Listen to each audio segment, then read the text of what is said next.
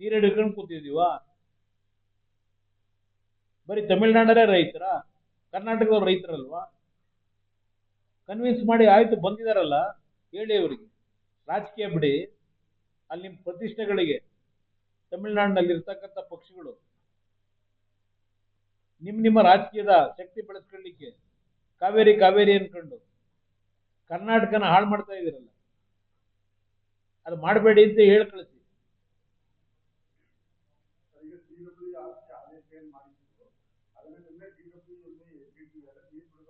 ಎತ್ತಿಡಿದಿದ್ದಾರೆ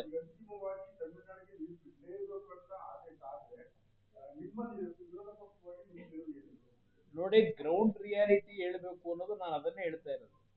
ಅವರ ಎರಡು ನಮ್ಮ ಅಥಾರಿಟಿಗಳೇನಿದೆ, ಇವತ್ತು ಏನ್ ನಮ್ಮ ಪರಿಸ್ಥಿತಿ ಇದೆ, ತಮಿಳ್ನಾಡಿನಲ್ಲಿ ಏನಿದೆ ಪರಿಸ್ಥಿತಿ, ಒಂದು ಡೆಲಿಗೇಷನ್ ಕಳಿಸಿ, ನೀವಾಗ ಹೋಗಿ ನಿಮ್ ಇಂಜಿನಿಯರ್ಗಳನ್ನ ಕಳಿಸಿ, 2-3 ತಮಿಳ್ನಾಡು, ಕರ್ನಾಟಕ, ಅಲ್ಲಿ ವಾಟರ್ ಮ್ಯಾನೇಜ್ಮೆಂಟ್ ಅಥಾರಿಟಿ ಅವರು ಏನಿದ್ದೀರಿ ಇಂಜಿನಿಯರ್ಸ್, 3 ಜನ ಹೋಗಿ ಕರ್ನಾಟಕ ಜಲಾಶಯನೂ ನೋಡಿ, ಅಲ್ಲೂ ನೋಡಿ,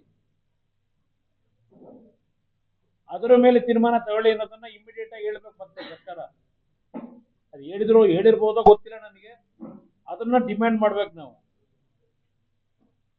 ಪ್ರತಿಭಟನೆ ಒಂದ್ ಕಡೆ ಸಂಘ ಸಂಸ್ಥೆಗಳು, ರೈತ ಸಂಘದವರು, ಪಕ್ಷಗಳು ಮಾಡ್ತವೆ. ಪ್ರತಿಭಟನೆ ಮಾಡದೆ ನಾವು ಮೌನಕ್ಕೆ ಒಳಗಾದ್ರೆ ಅದನ್ನ ವೀಕ್ನೆಸ್ ಅಂತ ಹೇಳಿ ನಮ್ಮೇಲೆ ಸವಾರಿ ಮಾಡ್ತಾರೆ. ಪ್ರತಿಭಟನೆ ಆಗಬೇಕು.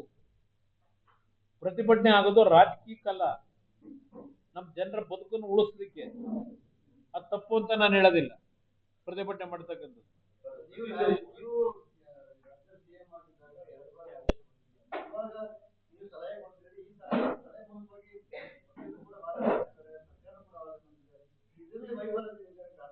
ಇಲ್ಲಿ ವೈಫಲ್ಯತೆ ಅಂದ್ರೆ, ನಾನು ಈಗಾಗಲೇ ಒಂದು ಬಾರಿ ನಿಮ್ ಮುಂದೆನೆ ಹೇಳಿದ್ದೇನೆ, ಯಾವಾಗ ಉತ್ತಮವಂತ ಮಳೆ ಆಗಿ, ಯಾಕಂದ್ರೆ ಉದಾಹರಣೆ ಕಳೆದ ವರ್ಷ 3 ಬಾರಿ ಜಲಾಶಯಗಳು ತುಂಬಿತು ನಮ್ಮ ಭಾಗದಲ್ಲಿ.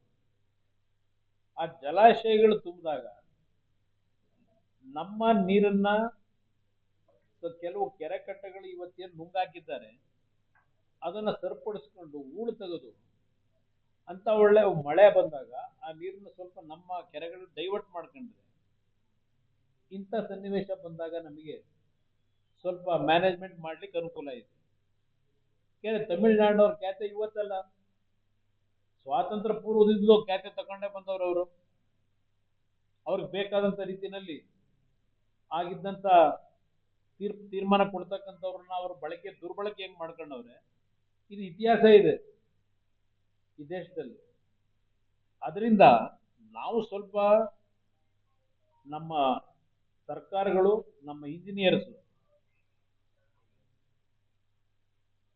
ಸರ್ಕಾರದ ಹಣವನ್ನ ಉಪಯೋಗ ಮಾಡಬೇಕಾದ್ರೆ ನೀರಾವರಿ ಸೌಲಭ್ಯಗಳಿಗೆ ಅದನ್ನ ದುರುಪಯೋಗ ಪಡಿಸ್ಕೊಳ್ಳದೆ ಯಾವ ರೀತಿ ಕೆಲಸ ಮಾಡಬೇಕು ಅಂತಕ್ಕಂಥದನ್ನ ಅರಿತು ಕೆಲಸ ಮಾಡಿದ್ರೆ ಇಂಥ ಸನ್ನಿವೇಶದಲ್ಲಿ ಒಂದು ಸ್ವಲ್ಪನಾದ್ರೂ ರಿಲೀಫ್ ಸಿಗ್ತದೆ ನಮ್ಗೆ.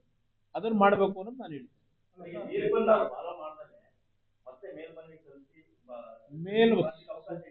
ಮೇಲ್ಮನವಿ ಇಲ್ಲಿ ಹೇಳ್ಬೋದು, ಸುಪ್ರೀಂ ಕೋರ್ಟ್ಗೂ ಹೇಳ್ಬೇಕು ನಾವು. ಬಟ್ ಸುಪ್ರೀಂ ಕೋರ್ಟ್ ಏನ್ ತೀರ್ಮಾನ ಕೊಡ್ತಾರೋ ಗೊತ್ತಿಲ್ಲ. ಅವ್ರ ಯಾಕೆಂದ್ರೆ ನಾವು ಇದಕ್ಕೆ ಕಾಂಪಿಟೆಂಟ್ ಅಥಾರಿಟಿ ಅಲ್ಲ, ಅಲ್ಲಿ ಅಥಾರಿಟಿಗಳು ಏನಿದ್ದಾವೆ ಅಲ್ಲಿ ಹೋಗಿ ನಿಮ್ಮ ಅಹವಾಲು ಹೇಳ್ಕೊಳ್ಳಿ ಅಂತಾರೆ ಸುಪ್ರೀಂ ಕೋರ್ಟ್.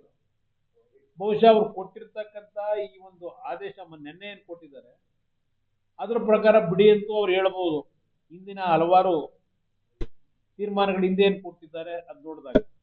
ಅದರಿಂದ ನಾವು ಇಲ್ಲಿರ್ತಕ್ಕಂಥ ಗ್ರೌಂಡ್ ರಿಯಾಲಿಟಿ, ವಾಸ್ತವಾಂಶ ಏನಿದೆ ಅದನ್ನ ಈ ಅಥಾರಿಟಿಗಳ ಮುಂದೆನೂ ಅಕಸ್ಮಾತ್ ತಮಿಳ್ನಾಡಲ್ಲಿ ನಾವು ನೀರು ಬಿಡದಿದ್ರೆ ಸುಪ್ರೀಂ ಕೋರ್ಟ್ ಹೋಗ್ತಾರೆ. ಆಗ ನಾವು ತಯಾರಿ ತಗೊಂಡಿರ್ಬೇಕು. ವಕೀಲರುಗಳು ಯಾವ ರೀತಿ ಅಲ್ಲಿ ವಾದ ಮಾಡ್ಬೇಕಾಗತ್ತೆ. ಅದು ಎತ್ತಿನ ಒಳ್ಳೆ ಬೇಡ ಬನ್ನಿ ಈಗ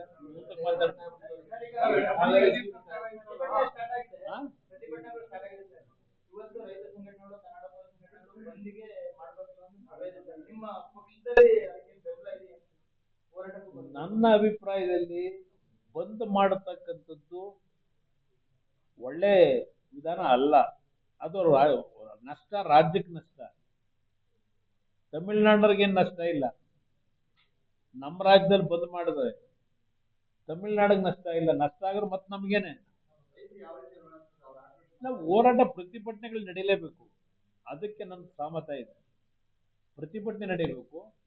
ಈ ಪ್ರತಿಭಟನೆಗಳು ಇವತ್ತು ಸಂಬಂಧಪಟ್ಟಂತ ಅಥಾರಿಟಿಗಳಿಗೆ ಸಂದೇಶ ಹೋಗ್ಬೇಕು. ನಮ್ಮ ರಾಜ್ಯದಲ್ಲಿ ಏನ್ ಪರಿಸ್ಥಿತಿ ಇದೆ,